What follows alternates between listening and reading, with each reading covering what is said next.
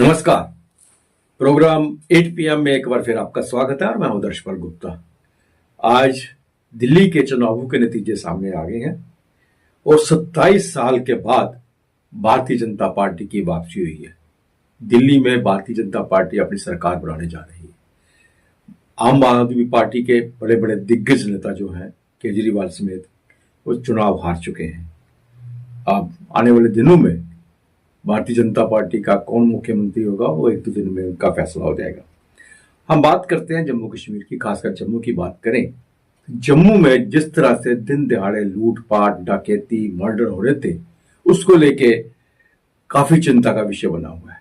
आज स्वर्ण संघ जो है, जम्मू स्वर्ण संघ, उन्होंने हड़ताल की है और प्रोटेस्ट किया है।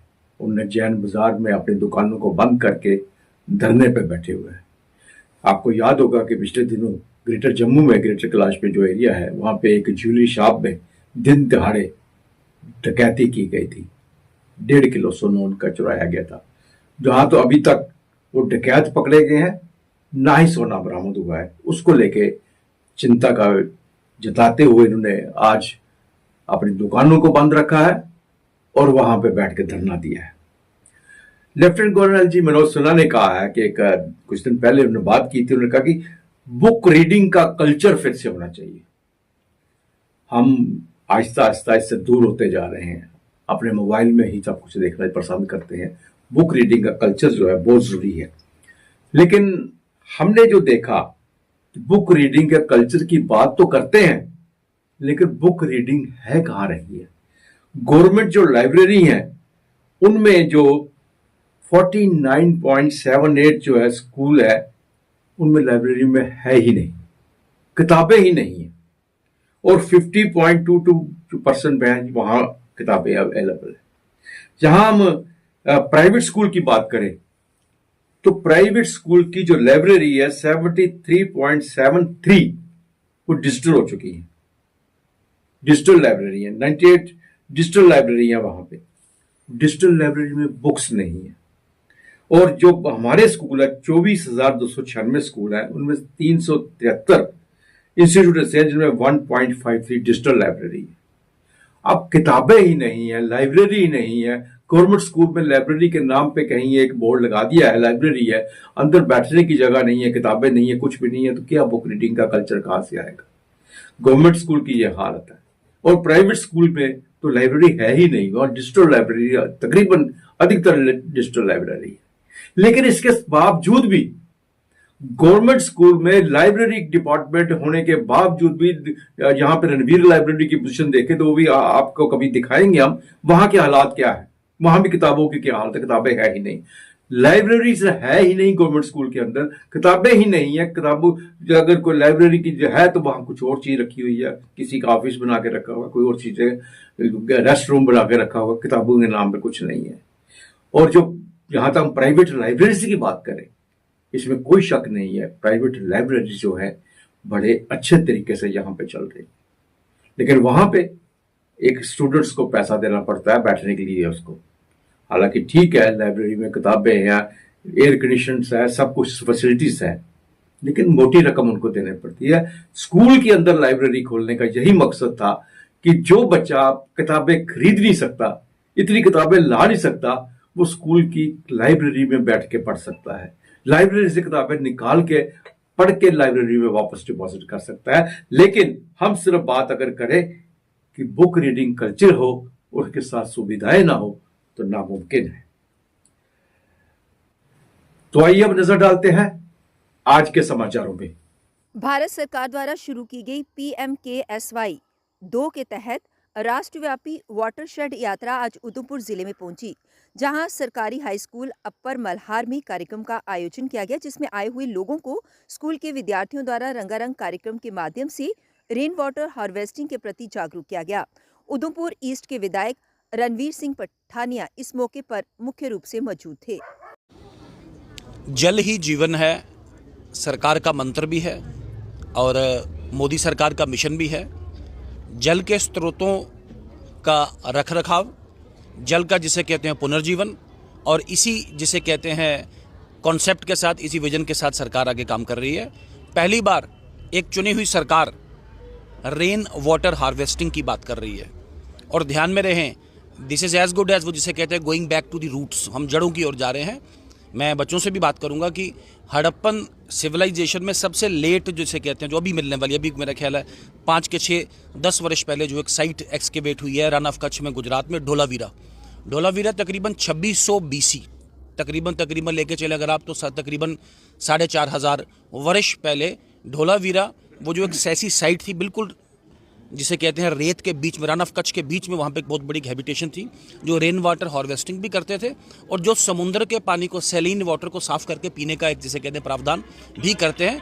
भारत ही ऐसा जिसे कहते हैं मुल्क, देश और संस्कृति भी है भारत, जिसमें धरती माँ को माता कहा जाता है और आज पूरा देश जिसे कहते हैं धरती माँ को माता कहता है। धरती माँ का सम्मान करें, सॉइल को बचाएं, पानी को बचाएं और जो प्रेजेंट स्पीड चल रही है जिसे कहते हैं पानी के ग्राउंड का जो लेवल है जो डिप्लीट हो रहा है, नीचे जा रहा है और वाटर कंजर्व नहीं हो रहा, वाटर रिप्लेनिश नहीं हो रहा, हम कहते हैं पुनर्जीवन इसका नहीं हो रहा, जिससे स्थिति बड़ी अलार्मिंग है। लेकिन मुझे पूरी उम्मीद है कि एक सशक्त सुदृढ़ नेतृत्व केंद्र सरकार में और यहाँ पे जो एक इफेक्टिव टीम जिसे कहते हैं ऑफिसर साहिबान की, हमारे साथी बंधु सब और जो स्थानीय जितने भी साथी हैं, इन सब के जिसे कहते हैं संपर्क समन्वय के साथ हम इस मिशन को करेंगे और करके दिखाएंगे।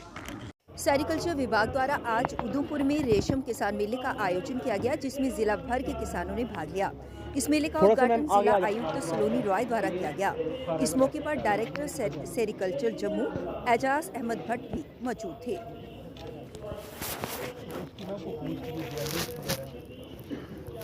कल्चर डिपार्टमेंट के द्वारा यहाँ पे रेशम मेला लगाया गया है, जिसमें कई ज़िलों के यहाँ पे जो सिल्क वीवर्स हैं, ग्रोवर्स हैं, उनको बुलाया गया है और अलग अलग तरह से डेमोन्स्ट्रेशन भी किया जा रहा है कि कोकून के मल्टीपल बाई प्रोडक्ट से क्या क्या प्रोसेसिंग करके क्या क्या प्रोडक्ट्स निकले जा सकते हैं।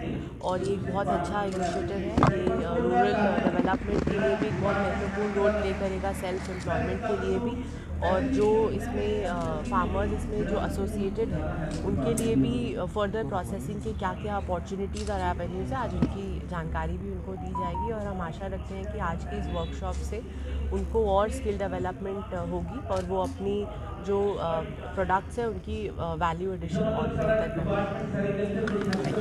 बसंत पंचमी के उपलक्ष्य पर म्यूजिक एंड फाइन आर्ट्स ने आज कार्यक्रम आयोजित किया, जिसमें प्रोफेसर शोएब मलिक मुख्य अतिथि के तौर पर मौजूद थे।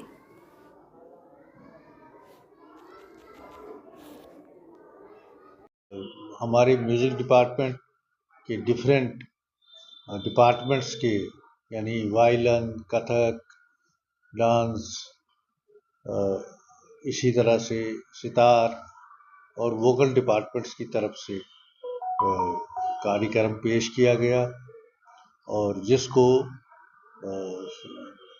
यहाँ बैठे हुए लोगों ने बहुत सराहा। और इस तरह की तकरीब करने का, प्रोग्राम करने का हमारा मकसद ये है कि हम अपने स्टूडेंट्स को प्लेटफार्म मुहैया करें और प्लेटफार्म के ज़रिए से उन्हें हम आगे तक ले जाने में कामयाब हो जाए। शिव शक्ति ट्रस्ट द्वारा आज प्रेस कॉन्फ्रेंस को संबोधित किया गया, जिसके माध्यम से उन्होंने जानकारी साझा करते हुए कहा कि पिछले 10 सालों से वे छड़ी यात्रा शिव खोड़ी लेके जा रहे हैं और इसी के तहत इस साल भी वो 26 तारीख को ये छड़ी यात्रा लेकर जाएंगे और यात्रा पूरी तरह से निःशुल्क होगी और 27 को ये वापस जम्मू आएगी। इसी को लेकर प्रेस कॉन्फ्रेंस के माध्यम से उन्होंने अधिक जानकारी साझा की। उसे शिव खोड़ी के लिए रवाना होगी, उसके लिए जो फॉर्म्स हैं वो कल से ओपन हो जाएंगे। जो भी श्रद्धालु जाना चाहते हैं वो अपना फॉर्म फिल कर सकते हैं और उनका एक आईडी और 2 फोटोग्राफ उसके साथ लगेंगे। फिर उसके बाद एक डेट जो है वो डिसाइड कर लेंगे, जिस दिन उनको सबको आईडी कार्ड मिलेंगे उस आईडी के साथ वो यात्रा पे जा सकते हैं। यात्रा बिल्कुल फ्री लेके जा रहे हैं? बिल्कुल फ्री है, निःशुल्क है, किसी को कुछ एक पैसा देने की जरूरत नहीं है। ये सब संस्था की तरफ से होगा, जो संस्था के कुछ मेंबर्स हैं सब वो मिलके इस यात्रा को जो है वो अरेंज करते हैं। फॉर्म फिल करने के लिए कहाँ आना है, क्या काम? ये देखिए, फॉर्म लेने के लिए पहाड़ी मोहल्ला ऑफिस है, वहाँ पे आना है। मोबाइल नंबर मैं आप शेयर कर देता हूँ, उन पे कॉल कर सकते हैं। मोबाइल नंबर है 9086119443। इस नंबर पे कॉल करके तो वो आ सकते हैं। कितने दिन की यात्रा रहने वाली है? ये यात्रा हमारी 2 दिन की होती है। 26 जनवरी को 26 फेब को शिवरात्रि वाले दिन यहाँ से जम्मू से जाएगी और दूसरे दिन वापस आती है। रहना खाना पीना इसका रहना खाना पीना सब कुछ ट्रस्ट की तरफ से होगा। ये सुबह 10 बजे के करीब यहाँ से निकलेगी, झांकी के रूप में निकलेगी। पूरी सिटी में पहले झांकी होगी, उसके बाद बसेस का अरेंजमेंट करा होता है। सारी यात्रा बस के थ्रू शिवखोड़ी जाएगी। वहाँ पे हॉल लिए होते हैं रेंट पे रहने के लिए उनकी वहाँ पे पूरी प्रॉपर व्यवस्था जो वो ट्रस्ट ने करी होती है। मैसेज देना चाहेंगे?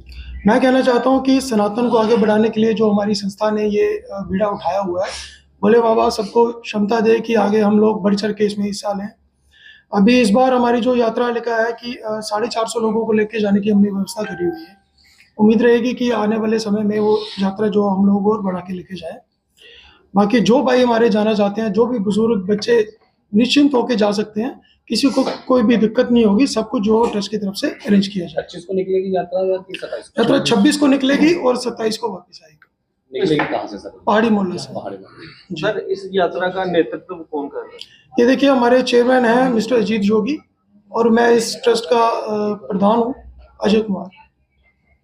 बाकी हमारे सारे मेंबर्स हैं, सब मिलजुल के करते हैं। स्वयंकार संघ ने आज जम्मू में प्रदर्शन किया। उन्होंने कहा कि दिन दिहाड़े जो चोरी के मामले बढ़ते जा रहे हैं वो काफी शर्मसार मामले हैं। पहले तो जम्मू में ऐसे मामले नजर नहीं आते थे, लेकिन अब पाश कॉलोनी की बात करते हैं तो दिन दिहाड़े 3 मिनट के अंदर स्वर्ण की जो दुकान थी, सोने की जो दुकान थी, ज्वेलरी की जो दुकान थी, चोर उस पे हाथ साफ करके चले गए। लेकिन अभी तक उन्हें ढूंढा नहीं जा रहा है और अभी तक कोई भी कामयाबी पुलिस के हाथ नहीं लगी है। उन्होंने कहा कि इस तरह अगर ऐसा ही चलता रहो तो जम्मू में कोई भी कारोबार करना या किसी तरह का बिजनेस करना या कोई भी काम करना बहुत मुश्किल हो जाएगा। इसको लेकर उन्होंने प्रदर्शन के माध्यम से अपनी बात कही। सर देखो अभी तक कुछ इन्फॉर्मेशन कुछ पता नहीं चल रहा है। जो भी है आज 8 दिन हो गया सर। देखो 2-2 दिन की चोरी जो है वो रिकवर करे जा रहे हैं। 8 दिन हो गया आज। इतने दिनों से क्या इनको कुछ पता नहीं चल रहा कि क्या हो रहा है क्या नहीं। और इतना बड़ा हादसा हो चुका है, इन्होंने इतना लाइटली लिया हुआ अभी तक पुलिस ने। क्या इतने कहाँ पे है ये?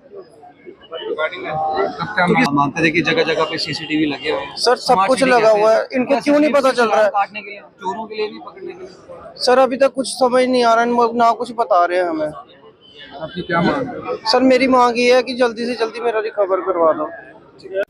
बाहू फोर्ट के गोरखनगर में राजेंद्र के घर में आग लगी और आग लगने से सारा सामान जलकर राख हो गया। गनीमत ये मानी कि किसी की जान का कोई नुकसान नहीं हुआ है, लेकिन आग क्यों लगी, ऐसा कैसे हुआ, इसके कारणों का भी पता लगाया जा रहा है। सोमवार फिर आपसे भेंट होगी, तब तक इजाजत दीजिए। नमस्कार।